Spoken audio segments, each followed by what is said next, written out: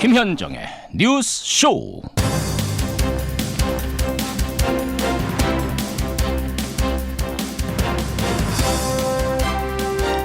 애청자 여러분 안녕하십니까. 휴가 중인 김현정 앵커 대신해서 오늘까지 진행을 맡은 손수호 변호사입니다. 어제 여야가요, 쌈짓돈처럼 써왔던 국회 특활비를 폐지하겠다고 합의했죠. 좀 늦었지만 드디어 국회가 특권을 내려놓는구나, 많은 분들이 반겼습니다. 하지만 그 내용을 자세히 들여다보니 이 교섭단체 몫의 특활비만 폐지한 거였고, 나머지 의장단, 상임위 특활비는 폐지한 게 아니라 폐지할지 말지를 국회의장에게 맡겨놓은 상황이었습니다. 일부만 없애놓고는 마치 전부 폐지한 것처럼 깜빡 속게 만든 거죠. 게다가 특활비 일부를 업무 추진비나 의정활동비로 전용해서 쓰려는 움직임도 보이고 있는데요. 이게 액션만 화려하고 실제 박힌 건 별로 없는 꼼수였다는 비난을 받을 수밖에 없겠습니다. 올해 국회 특활비가요 66억 원입니다. 그리고 정보기관 전체 특활비 총액은 비공개 대상인 국정원을 빼고도 3,200억 원을 넘는데요. 국민들의 눈높이는 이미 많이 올라왔는데 아직도 나라님들의 수준은 예전에 머물러 있는 것 같습니다. 투명한 사회, 아직도 갈 길이 먼가 본데요. 김현정의 뉴스쇼, 오늘도 저 손수호 변호사와 함께 출발하겠습니다.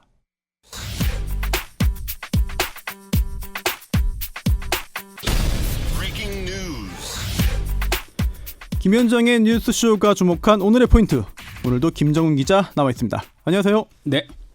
오늘의 첫 번째 포인트는 뭔가요? 네, 태길 못한 정상회담의 남은 불씨입니다. 네, 어제 남북 고위급 회담이 열렸어요. 네. 그래서 정상회담을 열기로 이제 합의를 했습니다. 그런데 날짜를 못 박지는 않은 거네요. 네, 남북 정상회담을 9월 안에 평양에서 가지기로 했다는 게 어제 합의 내용입니다. 네.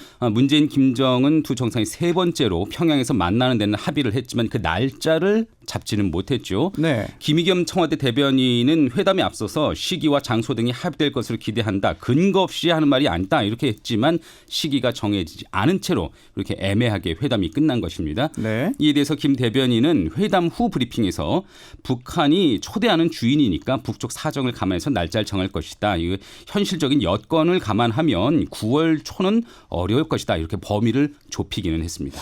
이게 북쪽 사정이 뭘까 좀 짐작을 해보면 구구절, 네. 북한 정권 수립일이 9월 9일이잖아요. 네네네. 혹시 그거 끝난 다음에 하려는 거 아니냐? 그렇다면 9월 중순 이후가 되지 않을까? 이런 짐작도 있습니다. 네, 또 9월 하순에는 유엔 총회 그 일정도 있어가지고 9월 11일에서 14일 사이가 유력한 D-Day로 꼽히고는 있습니다.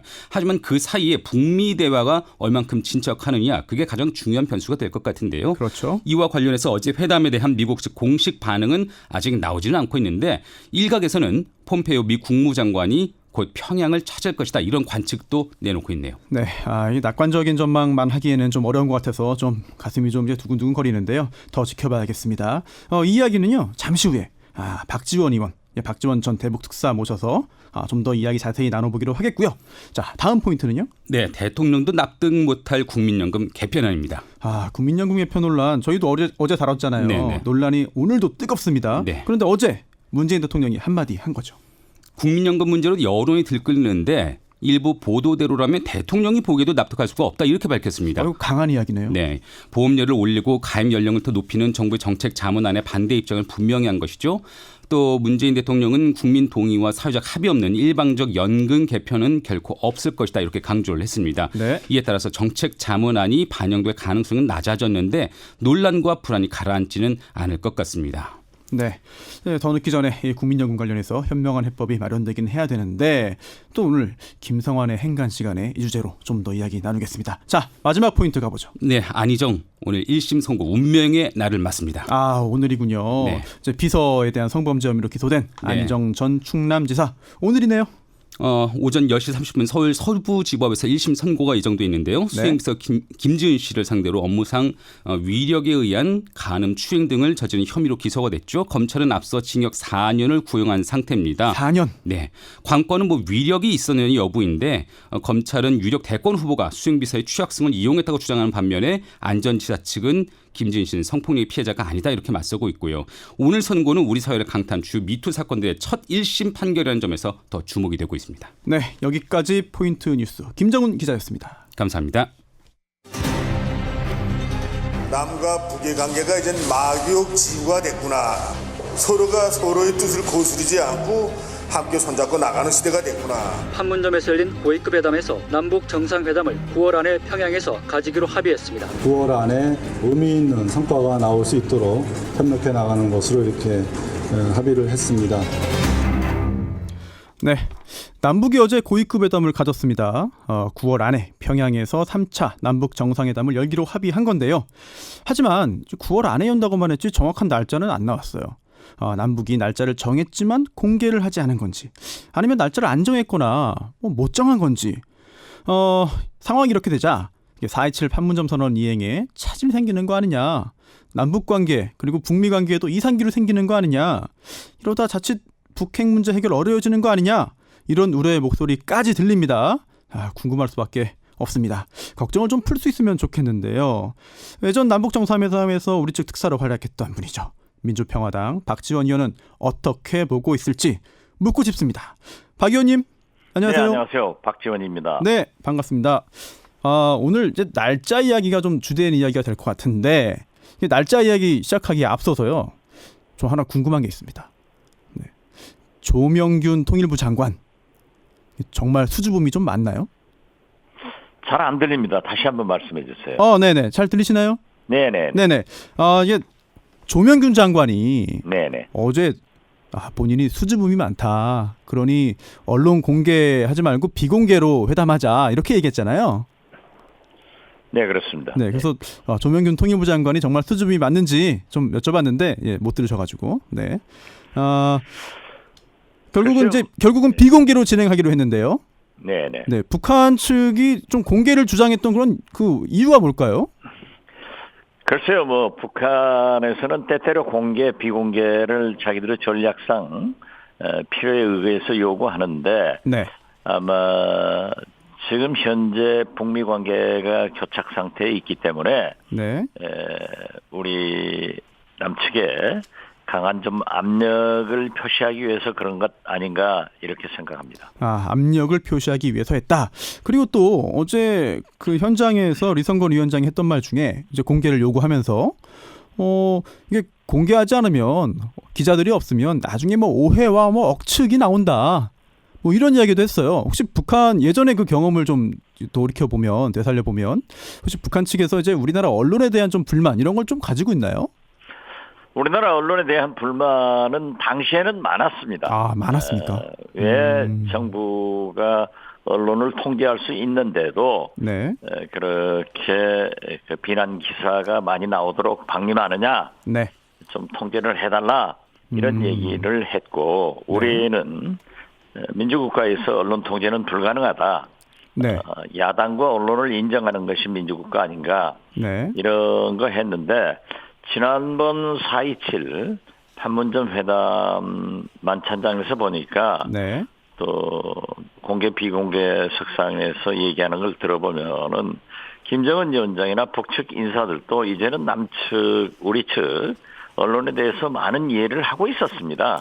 네. 그렇기 때문에 우리 한국에서도 정치를 하면서 또 국정을 살피면서 언론에 대한 불만도 많이 가지고 있지 않아요? 네, 그렇죠. 그런 것을 표현한 것에 대해서 우리가 일비할 필요 없다, 저는 그렇게 생각합니다. 네, 알겠습니다. 이제 박지원 의원님을 어렵게 또 오늘 연결했으니까 사실 박지원 의원님은 알 수 있을 것 같아요. 그래서 바로 직접 좀 들어가겠습니다. 이 날짜가 3차 남북 정상회담 날짜가 좀 구체적으로 정해지길 좀 기대했는데 그러지 못했어요.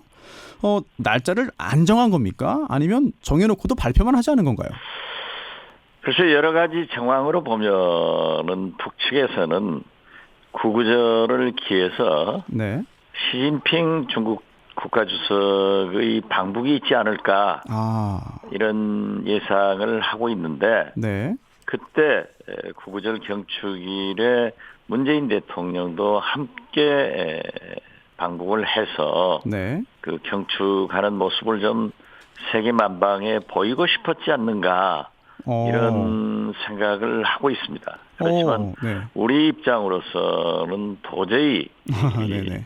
그러한 방북은 여러 가지로 어렵거든요. 네. 그래서 날짜가 결정되지 않았지 않는가 이런 저는 그렇게 추측을 하고요. 네. 저는 사실 줄기차게 가을 남북 정상회담을 8월로 당겨서 네.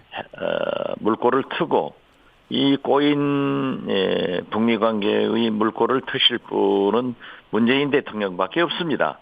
네네. 그래서 북미 관계를 개선을 하고 9월 김정은 위원장이 뉴욕을 방문 유엔 총회 연설 그리고 북미 정상회담 남북 미중 이 4개국 정상들이 종전선언까지 이어가도록 했으면 좋겠다 해서 8월 방북을 제안했는데 네. 어떻게 됐든 제가 볼 때는 구구절 네. 전후로 방북을 하게 될 것이고 네. 그 방북이 좀 가급적 빨리 이루어져서 김정은 위원장이 유엔 총회를 참석할 수 있는 명분을 좀 만들어주는 것이 우리 네네. 문재인 대통령이 하실 일이 아닌가 네. 이런 생각합니다. 지금 박 의원께서는 8월 남북 정상회담이 좋겠다라는 말씀하셨는데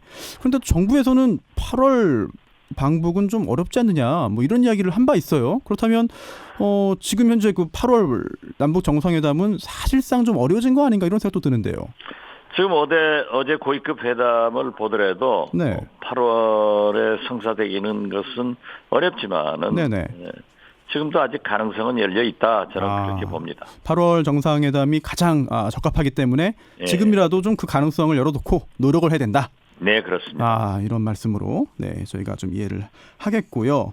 또 일각에서는 이 어제 날짜를 못 밝힌 게 이게 그 폼페이오 미국 국무장관의 그 방북 이후로 날짜를 잡기 위해서 아직 뭐 확정하지 못하고 그럼 뒤로 일단 유동적으로 남겨놓은 거 아니냐 뭐 이런 분석을 하는 그런 견해도 있습니다.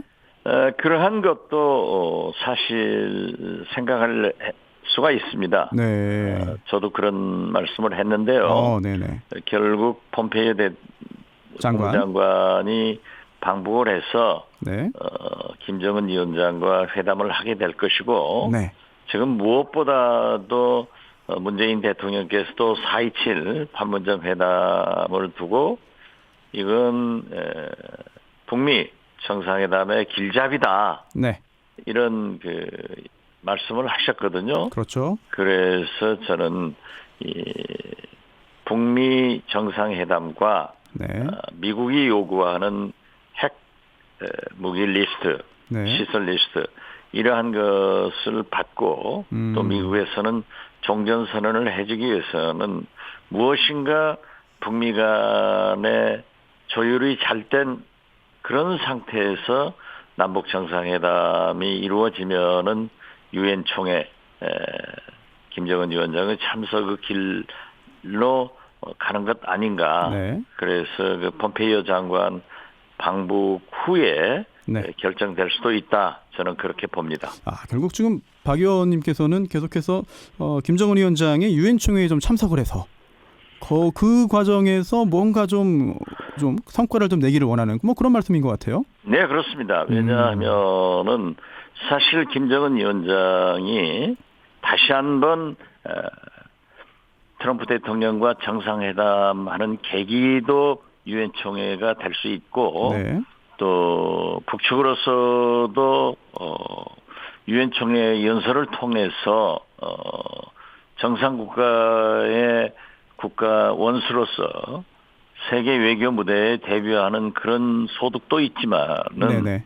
한편으로는 우리 측에서 미국 측에서 입장에 볼 때 김정은 위원장이 전 세계 만방에 유엔 총회 연설을 통해서 북한의 비핵화를 약속한다고 하면은 그만큼 그 비핵화의 길로 빨리 가는 네. 촉경이 될 수 있거든요. 네네, 그렇죠. 그래서 우리는 김정은 위원장이 꼭 유엔청에 가서 연설하고 네. 북미 정상회담하고 자기들이 원하는 종전선언까지도 중국과 함께 네. 이루어지는 것이 굉장히 필요하다. 네. 그래서 저는 그걸 강조하고 있습니다. 네. 또 문정인 특보 이야기 좀 하고 싶은데 사실상 남북 정상회담 날짜가 정해졌다는 말도 했어요. 9월 12일, 13일 뭐 이렇게 말했습니다. 하지만 지금 공식적으로는 날짜가 정해진 게 아닌데 이제 날짜가 이렇게 정해지지 않았어도 지금 말씀하신 대로 쭉 어떤 남북 그리고 북미 관계 개선, 게다가 멀게는 이제 그 북핵 문제 해결까지 이어지는 이 절차, 이 프로세스 전체에는 문제가 없다고 볼 수 있나요? 무슨 문제가 있는 건가요, 지금? 저는 문정인 특보는 아무래도 대통령 특보이기 때문에 더 정확한 정보를 가질 수 있고 어떠한 경우에도 구구절 방북은 피하겠다 네. 하는 그러한 의지를 표현해서 12일 날 말씀하신 것 아닌가 이런 생각도 가지고 있습니다만은 네네. 그에 뭐 정확한 정보는 저는 잘 모르겠습니다. 아, 그러신가요? 아, 네, 알겠습니다. 그럼 마지막으로 좀 중요한, 오히려 이게 더 중요한 것 같은데요. 남북 3차 정상회담에서 어떤 내용이 논의될까? 어떤 내용이 논의되어야 할까? 좀 짧게 좀 부탁드리겠습니다. 지금 뭐 특별히 문재인 대통령께서 북한에 줄 선물은 굉장히 제한적이라고 생각합니다. 그런가요? 우리가 남북관계가 여러 접촉을 통해서 대화가 잘 되고 있지만은 네네. 이 모든 것의 실현은 북미 관계가 개선되어야만이 발효될 수 있습니다. 네. 그래서 저는 이번 3차 정상회담에서는 트럼프 대통령의 생각을 확고한 의지를 전달하고 네네. 또 김정은 위원장의 의지를 들어서 네. 트럼프 대통령에게 전달하는 그런 중재자 역할을 하고 네. 북미 정상회담을 통해서 다시 한번 완전한 비핵화의 길로 가는 그래서 미국에서도 북한에 제공할 것은 제공하고 북한에서도 더 좀 적극적으로 미국과 협력하는 그러한 것을 촉매해주는 네. 그런 중재자 역할이 되지 않을까 이런 생각 같습니다. 거듭 말씀드리지만 그렇게 우리가 북한에 줄 딱히 내놓을 선물은 참으로 난감하지 않을까 이런 생각도 갖고요. 알겠습니다.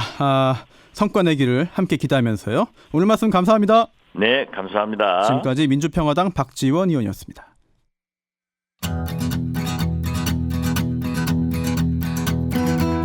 김현정의 뉴스쇼는 청취자 여러분의 참여로 이루어집니다. 트위터, 페이스북, 레인보우 게시판, 그리고 단문 50원, 장문 100원의 유료 문자 샵 1212, 우물정 1212 통해 참여하실 수 있습니다. 김현정의 뉴스쇼, 여러분과 함께 만듭니다. 김성환의 행간, 오늘도 김성환 평론가님 모셨습니다. 안녕하세요. 네, 안녕하세요. 네, 오늘의 행간 어떤 겁니까? 국민연금 개편안 보도로 최근 며칠 동안 정말 시끌시끌했잖아요. 그렇죠. 문재인 대통령이 분노한 여론을 직접 진화하고 나섰습니다. 나도 납득 못할 일이다. 일방적인 국민연금 개편은 없을 것이다. 이렇게 밝혔는데요. 국민연금 개편안 반발 여론 다독이기에 나선 문재인 대통령. 이 뉴스의 행간을 좀 살펴볼까 합니다. 사실 문재인 대통령이 그동안 직접 구체적인 사안에 대해서 의견 밝힌 게 많지는 않았어요. 네, 맞아요. 네, 그런데 이번에는 노후소득 보장을 확대하겠다. 이런 말을 2번이나 할 정도로 결국 국민연금 개편안에 대한 불만을 드러낸 거죠. 그러게요. 대통령이 어떤 사안에 대해서 직접 노골적으로 얘기하기는 어렵잖아요. 애둘러서 표현을 했지만 거기 안에 굉장히 분노한 마음을 좀 담았다고 볼 수 있는데요. 네. 어제 수석보좌관 회의 시작부터 국민연금 개편안 얘기를 꺼냈습니다. 이 국민연금 개편은 노후소득 보장 확대라는 기본 원칙 속에서 논의될 것이다. 국민의 동의와 사회적 합의 없는 정부의 일방적인 국민연금 개편은 결코 없을 것이다. 이렇게 강조를 했고요. 국민이 알아야 할 국정정부를 정확하게 홍보하는 것이 중요하다. 이러면서 복지부의 소통, 홍보 부족을 질타하기도 했습니다. 이게 국민연금 개편안에 대해서 이제 여론이 썩 좋지 않은 상황입니다. 네. 불만이 많은데 이 여론 진화에 나선 문재인 대통령, 이 뉴스에는 어떤 행간이 있을까요? 첫 번째 행간은 자나깨나 불조심, 꺼진 불도 다시 보자입니다. 이거 너무 옛날 표 아닙니까? 아니 그래도 기억하시는 분들이 이제 많을 것 같은데요. 그렇죠. 네. 1960, 70년대, 뭐 80년대도 마찬가지였지만 겨울철에 불이 정말 많이 났잖아요. 네. 그러니까 1971년 대형각 화재 아마 기억하시는 분들이 있을 겁니다. 네네. 그 직후에 정부가 불조심 표 공모전을 열어서 이때 나온 표가 바로 방금 전에 말씀드렸던 거예요. 잔악계나 불조심, 꺼진 불도 다시 보자. 네. 왜 지금 이 시점에서 얘기를 꺼내느냐? 문재인 대통령 취임 이후에 지지율이 지금 최저치로 폭락한 상황이잖아요. 네. 왜 그럴까 살펴보면 불조심을 안 했기 때문이다. 불조심이요? 네. 그러니까 최근 보십시오. 폭염에 가만히 있어도 불이 날 지경인데 국민의 네. 마음속에서 천불이 나게 자꾸 하고 있잖아요. 어떤 천불이요? 전기요금 인하 대책 산재부가 내놨는데 뒤늦게 내놨고 찔끔 내렸다가 분노 자초했죠. BMW 불자동차라는 얘기까지 듣고 있잖아요. 국토부 대응하는 거 한번 봐보세요. 뒤늦게 대응하느라고 지금 호들갑이거든요. 네. 국민연금 개편은 공식 발표도 하지 않은 설익은 내용이거든요. 네. 자극적인 내용이 언론에 먼저 흘러나왔습니다. 그 쪼가리 흘러나온 내용이 오히려 국민의 여론에 더 불을 질렀다는 얘기입니다. 아무리 박능호 보건복지부 장관이 주말에 뭐 불을 꺼보려고 입장문을 내놨지만 그게 됩니까? 한번 붙었는데 정책을 잘 만드는 것도 중요하지만 민심이 어떤지 살피고 그걸 어떻게 국민한테 공개하느냐 이게 더 중요하다는 거예요. 네. 그러니까 불 낸 뒤에 아무리 불 잘 끄면 뭐합니까? 다 타버린 뒤인데 정부는 잔악계나 불조심, 꺼진 불도 다시 보자는 심정으로 홍보나 국민을 대해야 된다. 이런 얘기입니다. 네. 자, 두 번째 인간으로 가보죠. 두 번째 인간은 손발이 안 맞는다입니다. 손발이 안 맞는다. 네. 누구 손발이 안 맞는 거예요? 청와대하고 대통령하고 부처 장관하고도 손발이 안 맞는 것 같고요. 청와대 참모들하고 장관하고도 또 관료들하고도 손발이 안 맞는 것 같아요. 네네. 회사를 한번 생각해 보세요. 네. 사장이 아무리 거창한 구상을 내놔도 직원들이 안 움직이면 그만 아니겠습니까? 그렇죠. 회장이 그 대표가 어떤 방향으로 가는지 미리 살펴서 직원들이 뭔가 구체적으로 움직여야 손발이 딱딱 맞지 않겠어요? 그런 직원이 정말 필요합니다. 네. 문 대통령한테는 그런 직원이 별로 없는 것 같은데요. 점잖게 좀 표현해서 그렇지 아마 문 대통령은 어제 가슴을 치고 싶었을 거예요. 왜냐하면요. 문 대통령이 내놓았던 국민연금 공약이 뭔지 아세요? 뭐예요? 국민연금 보장성을 강화하겠다는 겁니다. 보장성. 예, 네. 저출산 고령화 시대에 맞춰서 노인 빈곤 문제를 해결하기 위해 국민연금 수령액을 더 늘리겠다 이런 얘기를 했거든요. 그렇죠. 소득 대체율을 오히려 45%에서 50%로 인상하겠다는 거였습니다. 맞습니다. 근데 복지부 자문위에서 만들라는 뭐예요? 반대네요. 정반대입니다. 60세에서 65세로 보험료 내는 기간은 늘리고 받는 시기는 65세에서 68세로 늘리겠다는 얘기예요. 어떻게 이렇게 반대죠? 정반대란 얘기예요. 대통령의 국정 철학과 정반대 방향으로 가고 있다는 겁니다. 네. 손발이 뭐 맞아야 물을 썰든 배를 썰어가지고 요리를 만들죠. 이렇게 손발이 안 맞아서 무슨 일을 할 수 있겠습니까? 일단 뭐 자문위원회의 그 자문안이라는 점 한번 말씀을 드리고요. 자, 마지막 행하도록 하겠습니다. 마지막 세 번째인가는 박원석 말을 흘려들어서는 안 된다입니다. 박원석 전 정의당 의원이 페이스북에 올린 글이 큰 논란이었잖아요. 네, 맞습니다. 청와대 관계자 만났더니 부처 관료들이 대통령 말도 안 듣는다. 자료도 안 내놓는다. 조직적 저항에 들어간 것 같다. 이렇게 얘기하면서 답답함을 토로하더라. 이런 내용이었었는데요. 네. 청와대가 부인하고 나섰죠. 네. 전 청와대 참만 명의 생각이었나 이렇게 생각했는데 이번 일을 보니까 아닐 수도 있겠구나. 아니구나. 라는 생각이 들었어요. 혹시 청와대가 관료들한테 포위돼서 촛불 민심이 아니라 관료들이 하는 아니되옵니다라는 말만 듣고 있는 것은 아닌지 청와대에 령이 안 서서 부처들이 따로 놀고 있는 것은 아닌지 뭔가 불안한 불길한 기운을 자꾸 느낀다는 건데요. 네. 청와대는 이제 다시 기강을 좀 세워야 될 필요가 있을 것 같습니다. 장관이 먼저 뛰어다녀야 되는 거 아니에요? 맨날 대통령이 나서서 얘기할 수는 없잖아요. 여론을 먼저 앞서서 살피고 대책을 세우고 국민들하고 설득하고 소통하는 모습 장관들이 보여줘야 하고요. 관료들이 보여줘야 합니다. 네, 잘 들었습니다. 행간 여기까지 듣죠. 네, 김성환 평론가님 고맙습니다. 네, 국민연금 관련된 그 문자 소개해드리겠습니다. 감사원 출동해서 군기 좀 잡아야겠네요. 정민호 님의 의견이었고요. 네, 저는 2부에서 기다리겠습니다.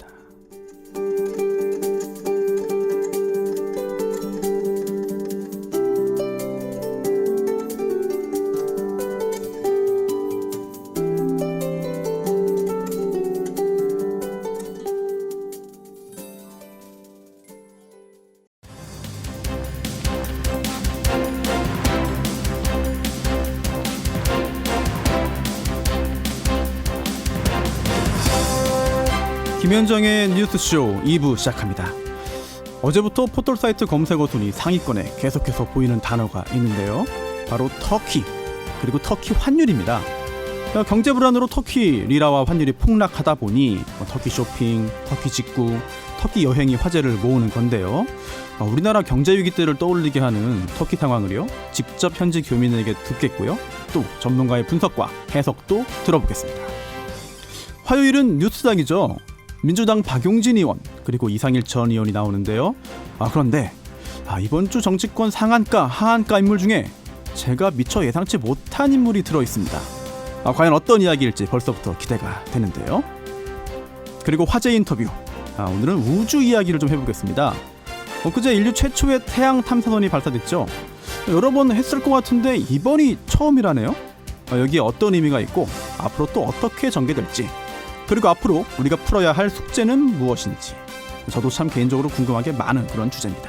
우주 이야기, 태양 이야기, 우주 탐험 이야기, 유쾌하고 재미있게 들어보시죠. 50원의 단문, 100원의 장문, 유료 문자 샵 1212, 카톡, 레인보우, 그리고 유튜브 라이브까지 열어놓고 출발합니다. 트럼프 미국 대통령, 이번에는 터키를 향해서 관세 폭탄을 던졌습니다. 터키산 철강 그리고 알루미늄에 대한 관세를 2배로 올리겠다는 건데요. 결국 터키의 리라화 가치가 폭락하고 있죠. 하지만 터키 대통령도 지지 않고 경제 전쟁을 선포했습니다.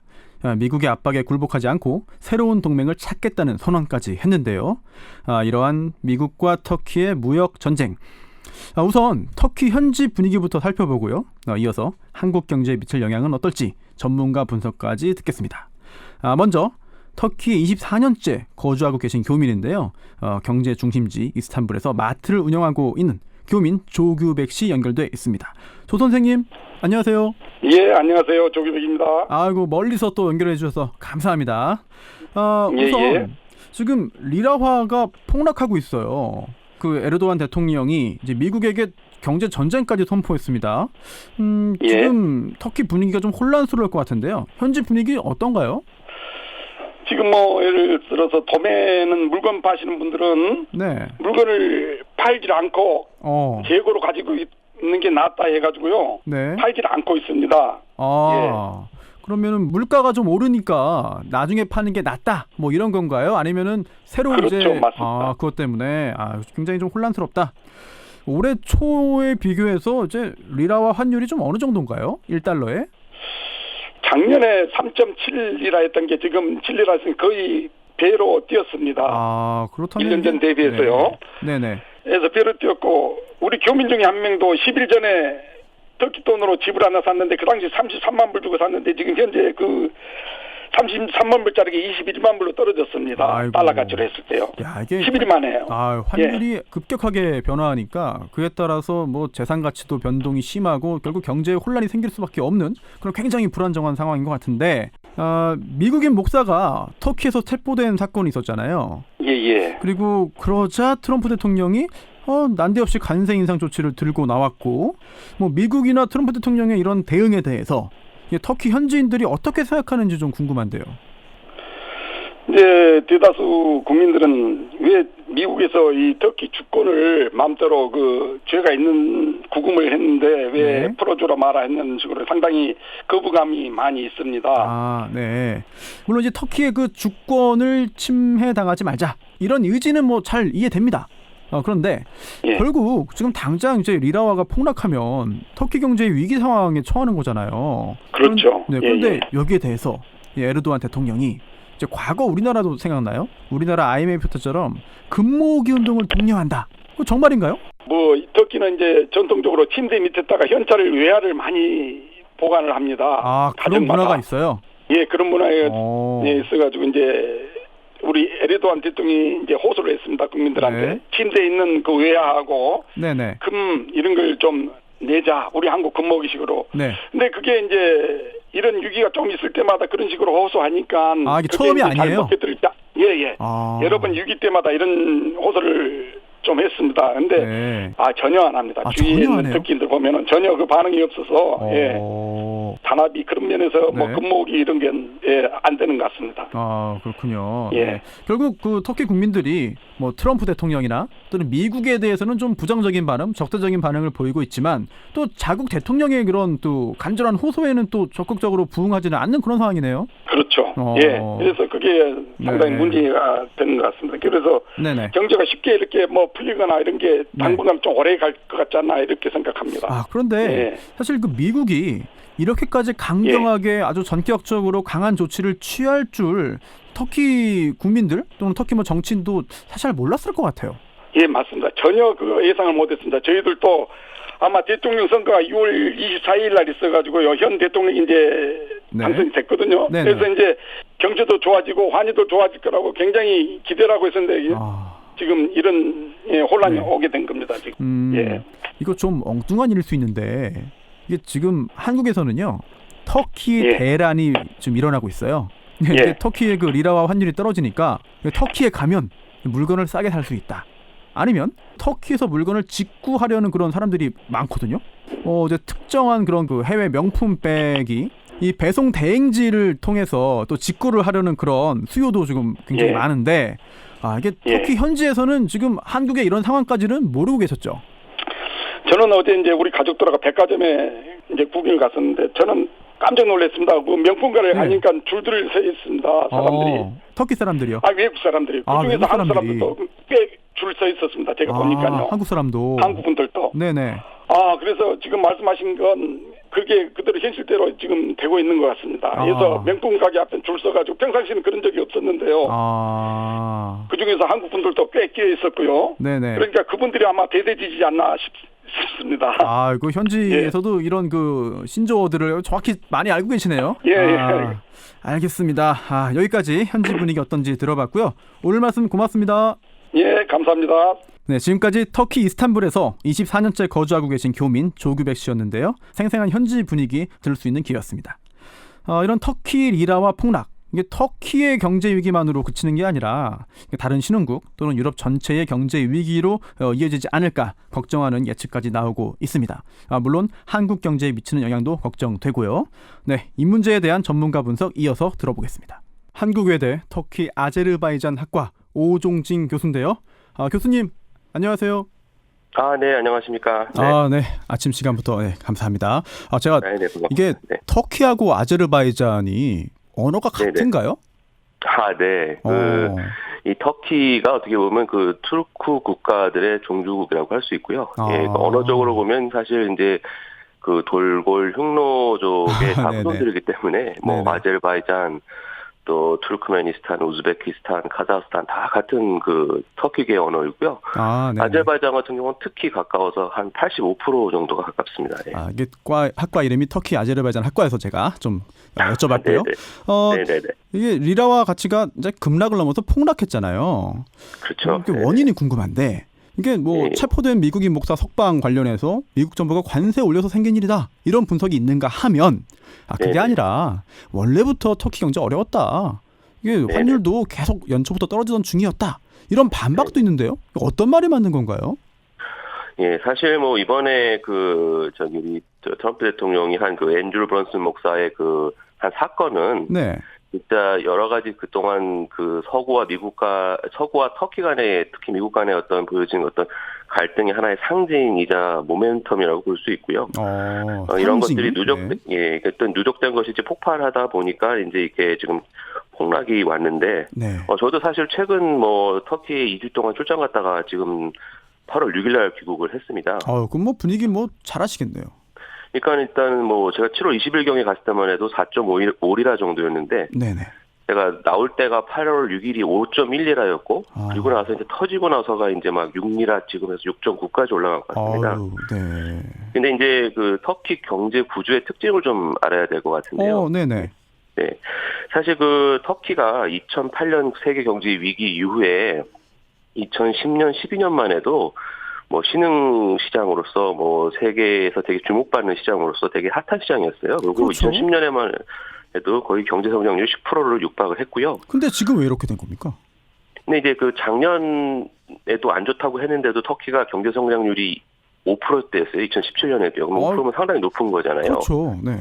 그러니까 이게 뭐냐면 터키에 있는 경제 구조는 기본적으로 FDI, 그 외국인 직접 투자라든가 외국인들의 그 투자한 그 투기금이 들어와서 이게 경제가 계속 이끌어간 거예요. 좀 구체적으로 쉽게 말씀해 주시면 어떤 거죠, 그게?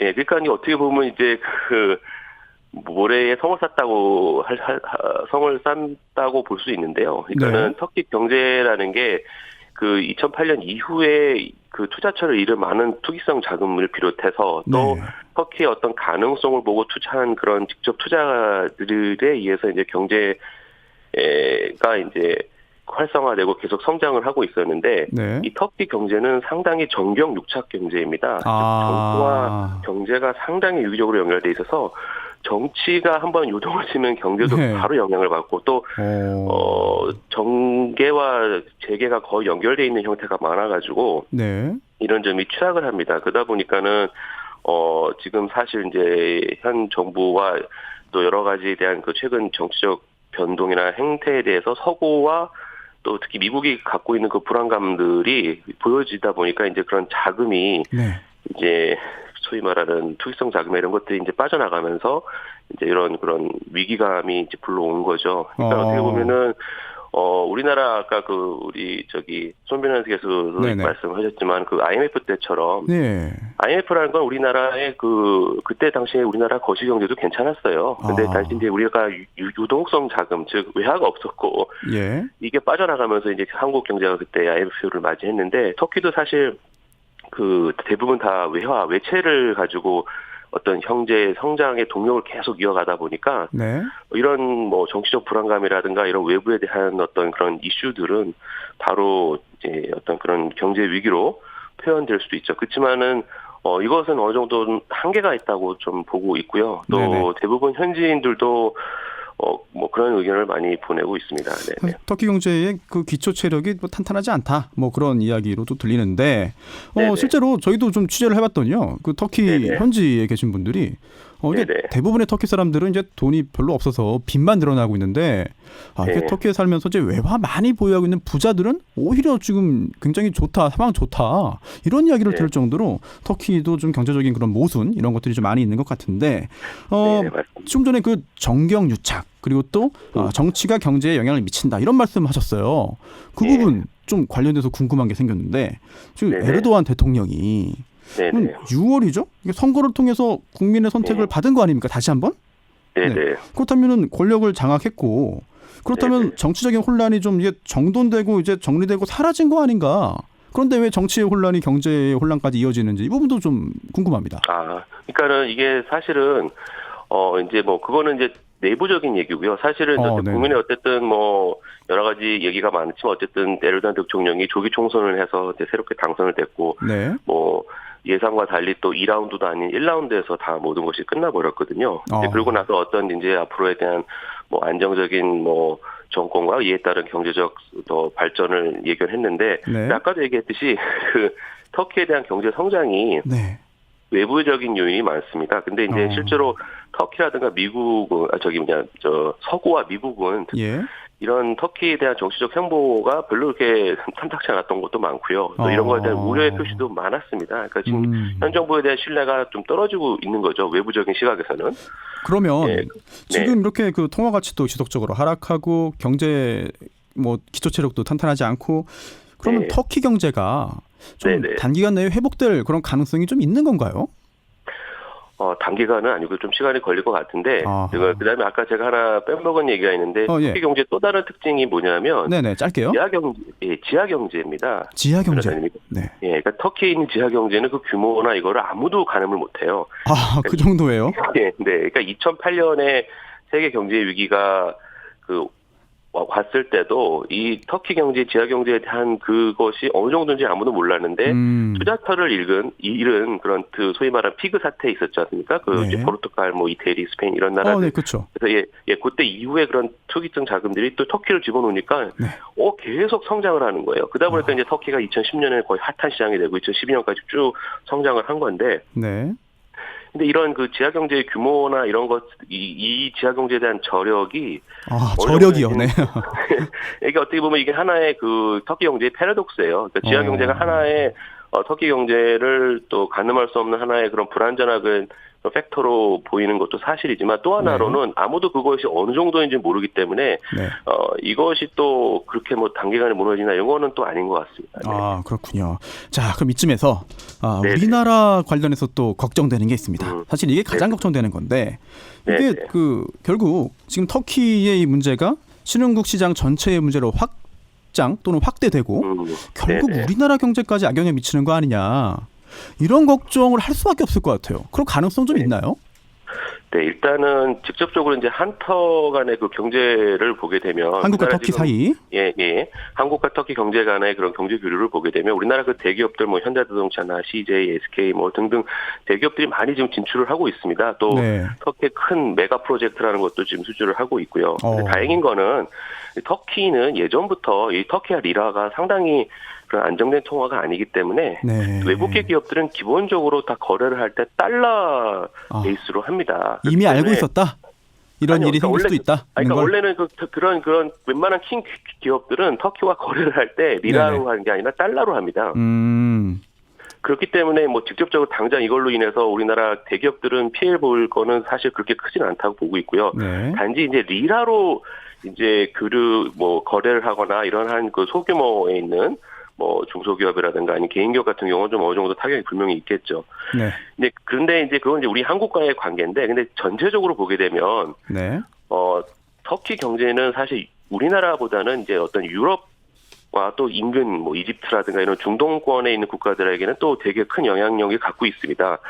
특히 이제 터키 경제가 흔들리게 되면 뭐 스페인, 이태리 뭐 이런 거 좀 기초 체력이 좀 떨어지는 그 유럽 국가들이 아마 영향을 많이 받을 거고요. 특히 유럽 국가들 중에 터키 투자한 기업들이 엄청 많습니다. 그렇겠죠. 그렇게 되면 이제 유럽도 흔들릴 수가 있는데요. 만약에 유럽이 흔들리면 분명히 세계 경제가 흔들릴 겁니다. 뭐 그다음에 이걸로 인한 뭐 기초 체력이 약한 신흥 시장, 예를 들면 뭐 중남미에 있는 아르헨티나나 이런 것들, 이런 나라들은 더 위험을 할 수 있겠죠. 그렇지만 당장 직접적인 거는 뭐 그렇게 크다고 볼 수는 있지는 않고요. 단지 이제 우리가 좀 주시 있게 좀 볼 필요는 있는데, 실제로 이제 그 유럽이 터키를 어떻게 하냐가 되게 중요한 것 같습니다. 근데 이제 서구 입장에서는 터키 경제를 일단은 그렇게 방치할 경우 결국은 자기네들도 큰 피해를 보기 때문에요. 아마 그 터키의 어떤 그런 것들을 계속 지켜보면서 어느 정도 이제 개입을 하지 않을까. 실제로 유로화가 떨어지고 지금 달러화가 강세를 보이고 있기 때문에 유럽들도 어느 정도 움직이지 않을까. 알겠습니다. 오늘 여기까지 듣겠고요. 교수님 고맙습니다. 네, 감사합니다. 수고하세요. 지금까지 한국외대 터키 아제르바이잔 학과 오종진 교수였습니다. 그런데 조금 전에 청취자 한 분의 문자가 왔어요. 교민 인터뷰 했는데 리라와 폭락해서 명품백 사면 개 돼지 아니냐? 이런 말씀하셨다라고 분노의 문자를 보내셨는데, 이게 개 돼지가 아니고요, 배돼지. 이게 뭐냐면 제가 신조어라고 말씀드렸는데 배송 대행지입니다. 그래서 터키에서 직접 물건을 구입하는 터키 직구 관련된 그런 용어인데요. 절대 저희가 설마 그런 이야기를 하겠습니까? 개 돼지 아니라는 점 다시 한번 말씀드리고요, 오해 없으시길 바라겠습니다.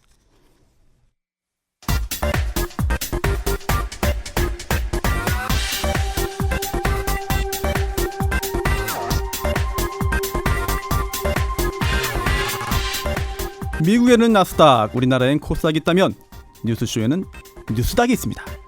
뉴스쇼 증권시장 뉴스닥. 오늘 패널은요, 더불어민주당 박용진 의원. 안녕하세요.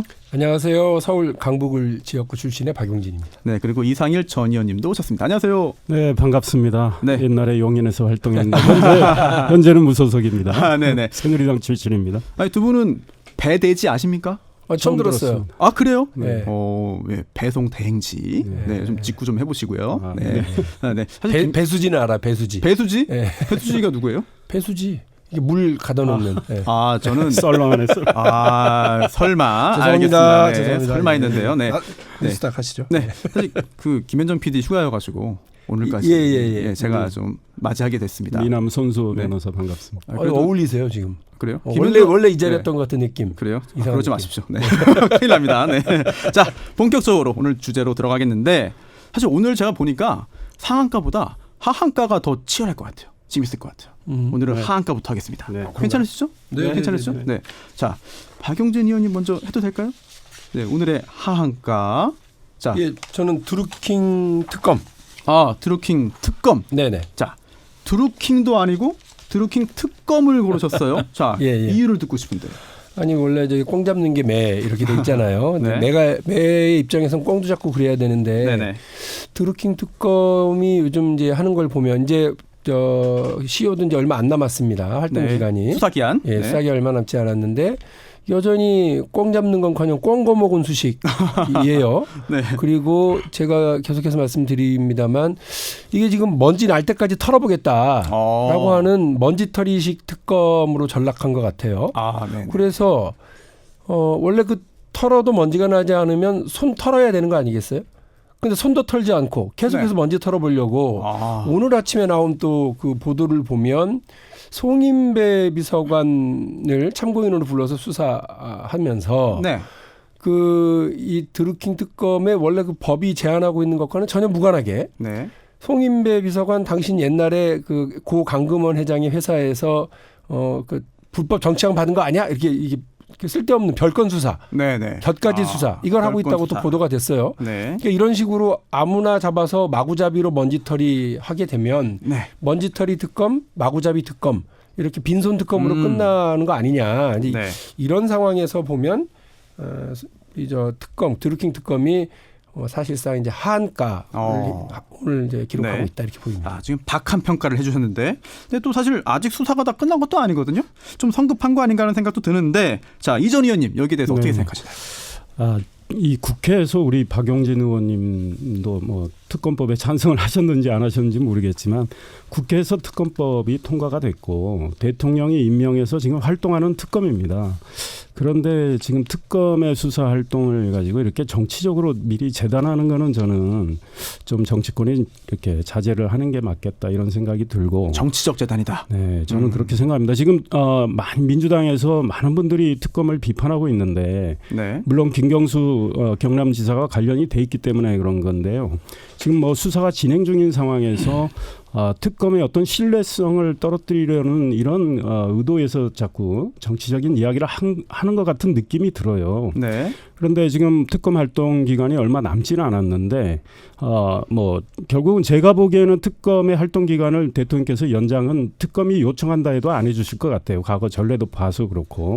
그런데 특검의 활동 기간이 남았고 그동안 특검이 저는 나름대로 열심히 해왔다고 생각합니다. 그런데 이와 관련해서 꼭 짚고 싶은 거는 경찰이 먼저 수사를 했지 않습니까? 그렇죠. 경찰이 수사가 매우 부실하다는 건 아마 국민들 여론조사에도 그게 나올 거예요. 경찰이 소위 말해서 그 관련자들 증거 인멸할 시간도 많이 줬다고 봐요. 우리가 압수수색을 그 출판사 2번 했지만 그 이후에 특검 또 압수수색할 때 또 다른 게 나왔고 그 경찰청장이 미리 예단해서 김경수 지사는 관련 없다는 식으로 이야기했고요. 그 청장은 서울경찰청장이죠. 그러고도 지금 유임됐지 않습니까?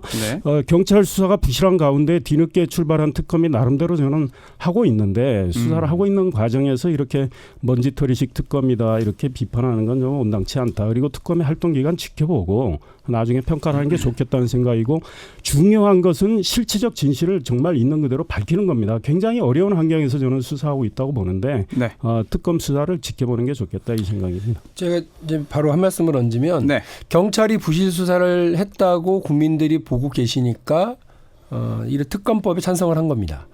저희 여당도요. 그리고 김경수 지사 본인이 특검을 먼저 하자고 요청을 했던 사람이고요. 그렇죠. 그리고 이제 그 국회에서 특검법이 통과됐다고 특검이 무슨 성역이에요?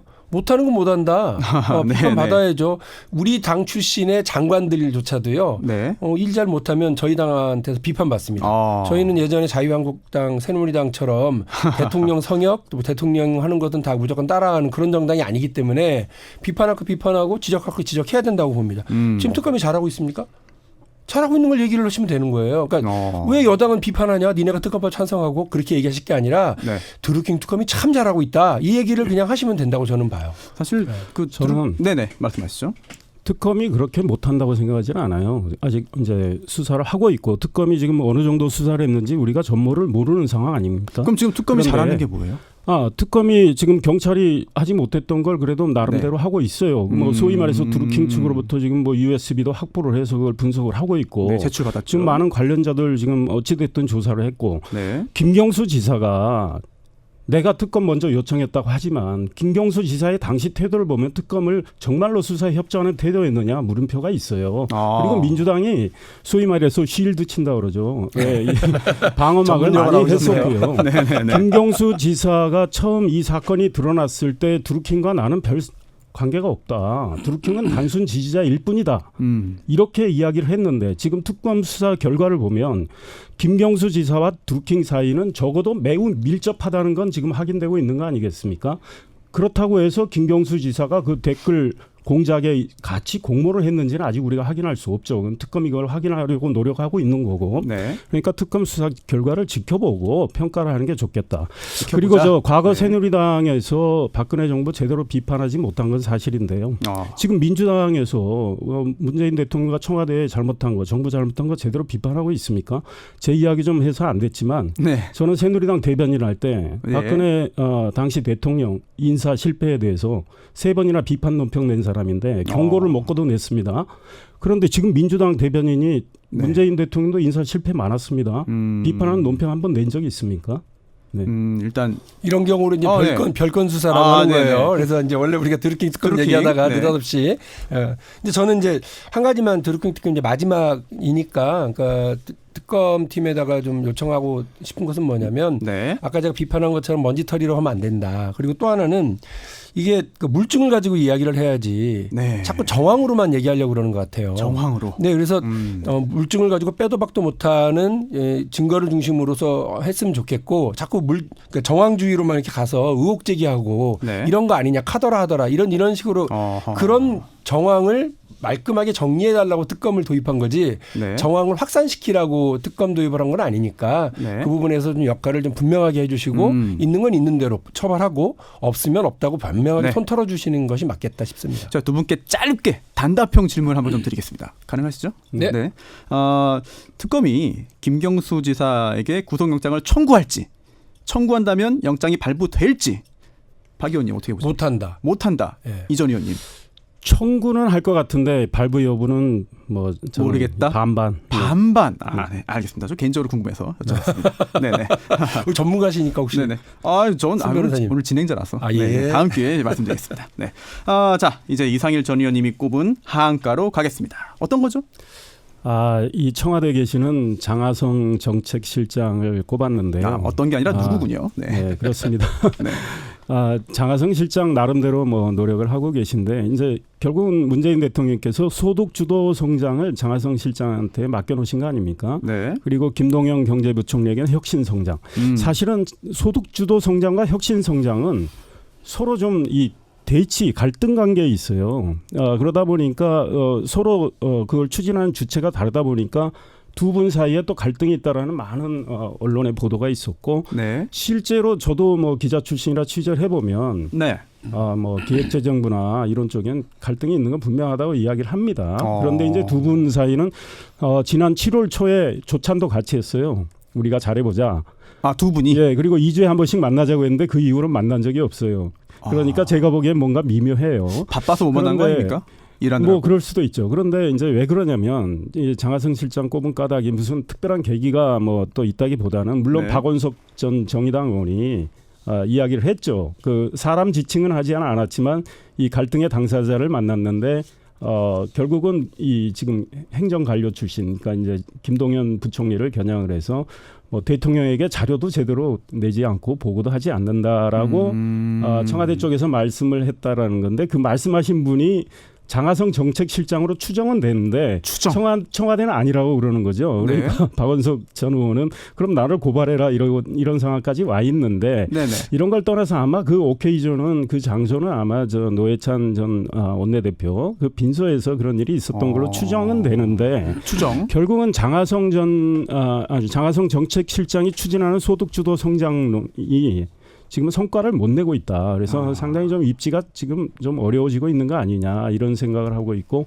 지금 뭐 음식점, 편의점, 뭐 미장원, 뭐 이발소 하는 분들 다 자영업 하시는 분들이 결국 거리로 나왔지 않습니까? 광화문에 텐트를 치고 우리도 국민이다. 국민 대접해달라. 지금 이런 아우성이 있단 말이에요. 최저임금이 2년 동안 29%가 인상이 됐기 때문에 굉장히 그분들은 지금 생계를 잇기가 어려운 상황이 됐단 말이죠. 그래서 결국 소득주도 성장에 대한 문제 제기가 있었기 때문에 장하성 실장이 지금 굉장히 어려운 좀 상황으로 몰린 거 아니냐라는 측면에서 하한가로 꼽았습니다. 박 의원님 하실 말씀 많을 것 같습니다.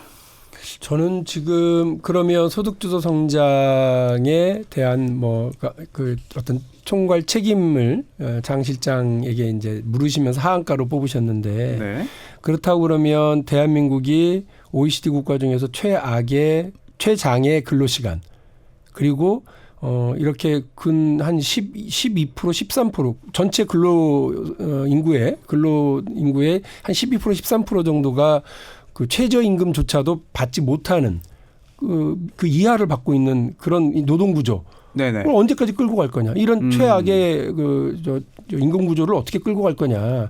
그러면서 또 이렇게 학자연하면서 얘기하실 때는 전부 정치인이나 뭐 전부 다 뭐라고 그러냐면 이런 사회 불평등 구조를 바꿔야 된다. 그리고 이렇게 경제력 집중을 빨리 바꾸자는 큰일 난다. 사회 양극화 현상을 빨리 바꿔야 된다. 이렇게 얘기를 해요. 그럼 그것에 대한 OECD가 얘기하고 IMF가 얘기하는 경제 구조 가장 어려운 부분을 그럼 어떻게 극복할래? 그럼 또 옛날과 똑같이 얘기합니다. 피자판을 키워야 피자를 나눠 먹지. 이런 얘기만 하고 있는 거예요. 그러니까 이거 적절치 못해요. 과거에 해왔던 방식대로 해서 지난 30년 동안 재벌 대기업 중심으로 성장 중심 또 그들의 수출주도 성장 중심으로 이렇게 경제의 파이를 키워왔는데 커진 파이를 나눠먹는 방법에 대해서는 아무도 얘기하지 못하는 방식. 지금 우리가 어쨌든 한 걸음 한 걸음 앞으로 나가고 있는 거예요. 뭐 최장 근로시간 문제나 그렇고요. 또 편중된 소득구조조차도 바꿔내려고 그러고 있는 상황에서 저는 이런 정책들의 하나하나 장점들도 있고 단점들도 있을 수 있다고 봅니다. 그걸 어떻게 치유해 나갈 건지를 봐야 되는데 지금 제가 볼 때는 관료들이나 보수 언론층이나 아니면 이제 정치 쪽에서도 보수적인 쪽에서는 장하성을 찍어내게 하기 위한 이런 것들이 있는 것 아니냐라는 생각이 들어요. 장하성을 찍어서 표적 공격이다? 예. 그러면 이제 오히려 관료 중심으로 또 다시 가게 됩니다. 그러면 저는 대통령이나 우리 정부의 가장 안 좋은 것은 관료들을 이끌고 주도해 가야지 관료들에게 끌려가서는 안 된다는 거예요. 관료 조직의 조직적 반격이라고 보는 겁니까? 저는 그런 부분에 대해서 우리가 대단히 조심스럽게 경계하고 가야 된다고 보는 겁니다. 그러면 그런 부분들 여당 안에서도 분명하게 이런 부분들에 대한 사이렌 울리고 있다 이 말씀드립니다. 이 전 의원님 뭐 관료 조직의 반격이다 이런 부분에 대한 의견 그거는 관료들의 저항도 있을 수 있죠. 그런데 이 문제 제기는 사실 박원석 전 의원이 이야기를 함으로 인해서 관심을 장하성 실장의 그쪽으로 쏠리게 됐고 그다음에 이제 민주당의 지금 3선이죠. 정무위원장 맡고 계신가요? 민병두 의원님. 민병두 의원님 말고 원내수석 대표 지난 19대 하셨고 그분이 경제정책은 경제부총리 중심으로 가야 된다 이런 목소리들이 민주당에서 뭐 그분 정성호 기재위원장. 예. 그러니까 지금 저는 장하성 정책실장하고 우선 잘 알지도 못하고 억하심정도 없는데 중요한 것은 소득주도 성장이 김대중 전 대통령이 이야기했듯이 소위 말해서 서생적 문제의식에서 나왔다면 또 같이 갖춰야 할 건 상인적 현실 감각이라고 그분이 이야기하셨잖아요. 그런데 과연 그 좋은 이론이 이론 좋다고 치자고요. 근데 그 좋은 이론이 우리 현실에 그대로 통하느냐의 문제. 이건 전혀 별개의 문제예요. 그렇기 때문에 문 대통령도 정부의 정책이 아무리 좋아도 국민의 삶을 개선하지 못한다면 소용없다 그랬습니다. 그런데 이 소득주도 성장 이 이론이 정말 우리 현실에 아주 국민의 삶을 개선한 쪽으로 지금 이게 통하고 있는가에 대한 문제 제기를 하고 있는 거예요. 그래서 이거는 상인적 현실 감각으로 진단을 해야 되겠다라는 생각이고 지금 소득주도 성장이 만약에 안 통한다면 경제 전반을 재정비해야 됩니다. 그런데 문 대통령께서 지금 우리 박 의원님 말씀하셨지만 지금 최근 규제개혁을 이야기하시는 건요. 박 의원님이 지금 말씀하신 맥락하고 좀 더 다른 느낌이란 말이죠. 그러니까 지금 혁신 성장을 하면서 어찌됐든 일자리 창출하고 우리 국민의 소득을 올리고 이런 쪽에서 성과가 안 나니까 이제 혁신 성장 드라이브를 걸고 규제 개혁을 이야기하고 계신데 과거 작년만 해도 그런 이야기를 하지 않았어요. 그런데 규제 개혁의 성과가 좀 나길 바라고요. 한편으로 우리 지금 경제 체질이나 구조를 바꾸기 위해서는 노동 개혁도 정말 중요합니다. 그런데 노동 개혁 이야기는 아직 안 나오고 있는 게 안타깝다 이런 생각이 듭니다. 그래서 근로시간 단축 좋은데요. 근로시간 단축을 왜 그 처벌하는 걸 6개월 유예했겠습니까? 그거는 우리 경제 체력이 지금 감당할 수 있는가에 대한 걱정이 있기 때문이에요. 그래서 이와 관련해서도 국회에서 이 탄력 근무를 하는 이 문제에 대해서도 입법 보완이 꼭 필요하다 이런 생각이 들어요. 제가 한 말씀만. 그런데 이렇게 되면은 상한가를 정말 짧게 할 수밖에 없는데 그래도 하시겠습니까? 그 제가 아까 우리 이상일 전 의원님 본인 자랑하셨으니까 제 자랑을 하면 작년에 제가 국정감사하면서요. 왜 이건희 그 삼성그룹 회장에 대한 차명 계좌에 대해서 우리나라 그 금융실명법이 얘기하고 있는 차등과세 세금 왜 안 걷냐 과징금 왜 안 하냐 얘기했었어요. 그래서 그때는 우리 저 금융위가 반발하고 박용진이 틀렸다고 그러더니 나중엔 박용진 의원이 맞습니다 하면서 과징금 34억 걷었고요. 올해 상반기에만 이건희 회장을 비롯한 다른 차등 계좌 관련해서 돈 있고 힘 있고 빽 있는 사람들한테 걷은 것이 1,093억 원이라고 보고가 들어왔습니다. 예. 근데 이 얘기가 뭐냐면 그때 근데 제가 왜 차명 계좌 돈 안 걷어요? 세금 안 걷습니까? 얘기했더니 박용진이 잘 몰라서 그러는데 마루치아라치 로버트 태권브이 홍길동 뭐 장길산 이렇게 허무명이 아니면 박용진 돈을 우리 이상일 이름으로 숨겨놓고 세금을 탈세해도 전혀 문제되지 않는다라는 식으로 얘기하더라는 거예요. 그래요? 이게 국회에서 저한테 대답한 대답이에요. 왜? 24년간, 25년간 자기들이 지켜왔던 그게 원칙이라는 겁니다. 관료들이 그래요. 그런 분들이 지금 뭐 자기들이 뭘 주도한다 이렇게 얘기하는데 저 잘 안 믿고요. 관료들에게 포로되면 안 됩니다. 관료들에게 끌려가서는 안 된다고 하는 것이 제 분명한 생각입니다. 저도 뭐 관료가 주도하는 걸 찬성하는 게 아니에요. 그런데 중요한 거는 지금 이 소득 주도 성장이 많은 역효과를 내고 부작용을 내고 있습니다. 지금 소득주도 성장 때문에 들고 일어난 분들 많아요. 그런데 그로 인해서 지금 일자리를 잃게 된 분들이 누굽니까? 청년과 서민들이에요. 이 정권이 챙기겠다고 하는 청년과 서민들부터 지금 힘들게 돼 있단 말이에요. 그래서 이 정말 처음부터 원점에서 이 경제 정책을 한번 지금쯤은 성찰을 하고 검토를 할 때다 이 생각을 말씀드리고 싶은 겁니다. 그만큼 지금 경제에 관련된 부분이 굉장히 치열할 수밖에 없는 그런 상황인 것 같은데 지금 제 예상보다 더 치열했네요. 하한가가. 그러다 보니까 이 상한가를 지금 두 분이 각자 30초씩밖에 지금 할당이 안 됐습니다. 그래도 이거 참 준비 많이 하셨는데 아깝긴 한데 일단 박 의원님 상한가. 제가 생각하는 상한가는 특활비 폐지 합의입니다. 합의. 예. 합의. 예. 일단 정치권이라고 하는 게 어쨌든 국가의 주요 집단들 중에서요. 정부, 입법부, 사법부, 행정부 중에서 그래도 국민 뜻을 받드는 직업이라고 하는 걸 보여준 거다. 그리고 국민 의견에 반응하는 유일한 집단 아니냐. 그래서 자기들이 일주일 전에 안 하겠다고 했던 걸 이제 하는 걸로 했고요. 다만 너무 늦은 결단은 결단이 아니다라는 층에서 축구는 킬패스, 야구는 적시타. 이제 결단의 시점에 정확하게 해야 되는데 타이밍을 놓친 점은 좀 아쉽다. 예. 알겠습니다. 자, 이상일 전 의원님 상한가. 일단 특활비 폐지 관련해서 제가 짧게. 이 시간이 없을 텐데. 민주하고 한국당이 이 62억 중에 이제 교섭단체가 쓰는 15억만 폐지 합의한 겁니다. 말씀드리고 그나마 그거를 두 당 거대 정당인데 안 하려고 했는데 바른미래가 이거를 계속 주장해서 관철시켰으니까 사실은 점수는 바른미래가 더 받아야 된다고 보고 제가 말하는 이제 상한가는 앞으로도 많은 논란이 있겠지만 일단 자유한국당 비대위원장 맡으신 김병준 위원장이 국가주의 논쟁을 비교적 네. 고차원적인 담론을 제기한 거. 그 내용과 관련해서는 앞으로 서로 갑론을박이 얼마든지 있을 수 있는데 그래도 정치권에서 비교적 신선한 어떤 이슈를 제기했다. 그런 면에서 김병준 위원장 상한가로 꼽았습니다. 사실 김병준 위원장만 해도 재밌는데 못하겠네요. 네. 아니 근데 저는 파란의 인적 쇄신은 못하고 느닷없는 국가주의 학술 논쟁을 하는 건 좀 아쉽다. 이거 다음에 한번 또 다시 이어서 하죠. 네, 두 분 감사합니다. 감사합니다.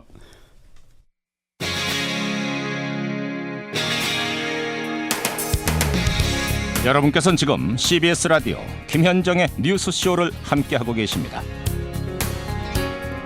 네, 지난 일요일이었죠. 미 항공우주국 나사가 태양 탐사선 파커를 발사했습니다.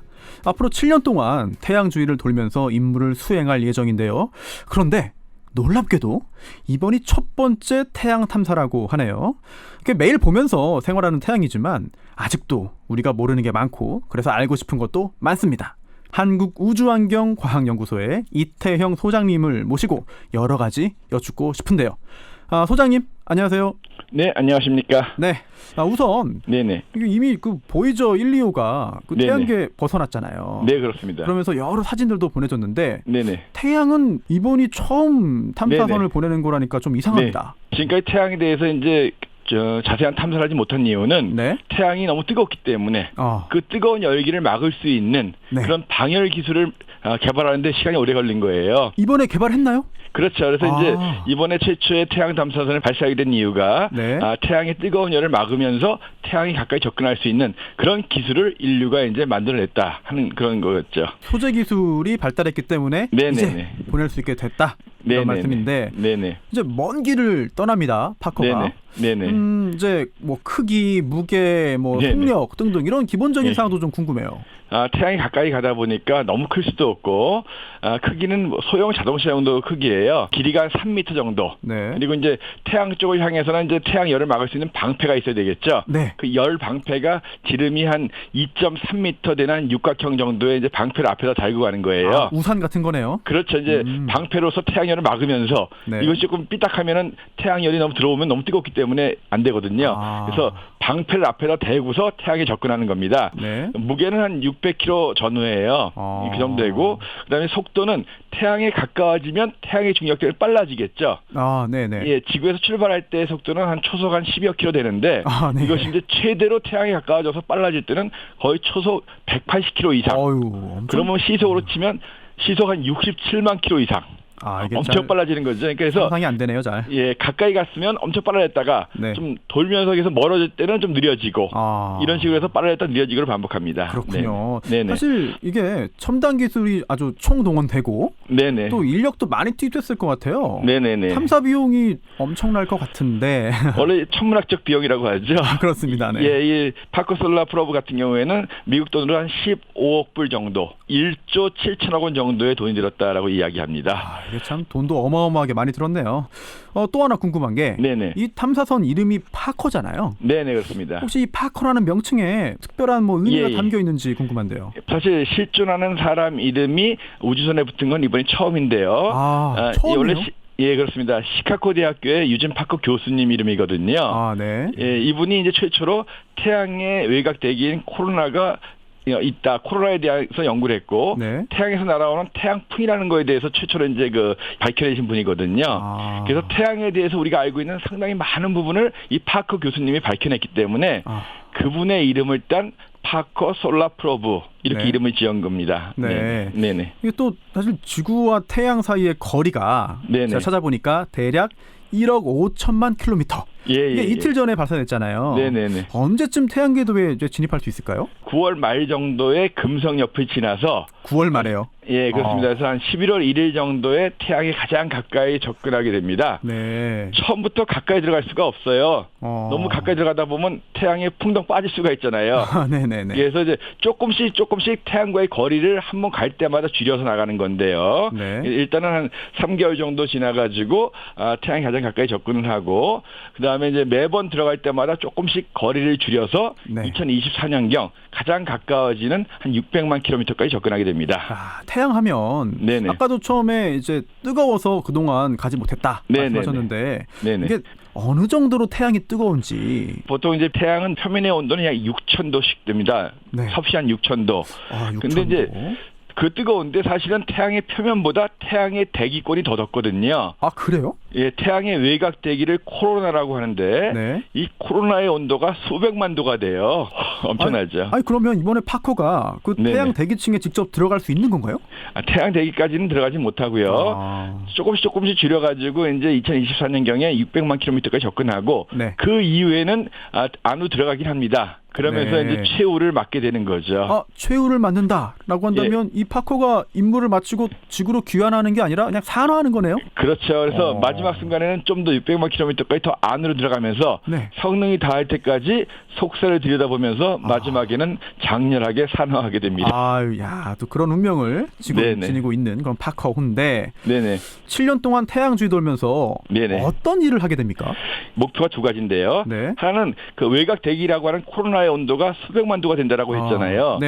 표면의 온도가 수천 도인데 어떻게 대기의 온도가 수백만 도가 되겠느냐 이해가 안 되잖아요. 파커 교수 같은 이론은 표면에서 매 초당 수백 번 이상의 자그마한 폭발들 우리가 보통 나노 플레어라고 하는데 태양 표면에서 아주 미세한 폭발들이 매 초당 수백 번씩 일어나면서 그것이 대기를 뜨겁게 만들었다. 파커 이 솔라 프로브가 가가지고 정말 그런 폭발들이 일어나는가. 그래서 태양의 외곽 대기가 왜 이렇게 뜨거운가 하는 것이 첫 번째 목표고요.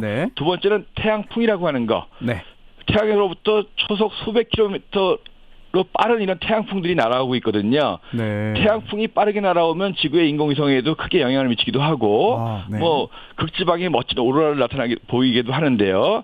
사실 태양에서부터 어떤 이유로 이렇게 태양풍들이 초속 수백 킬로미터 이상으로 빠르게 나올 수 있는가?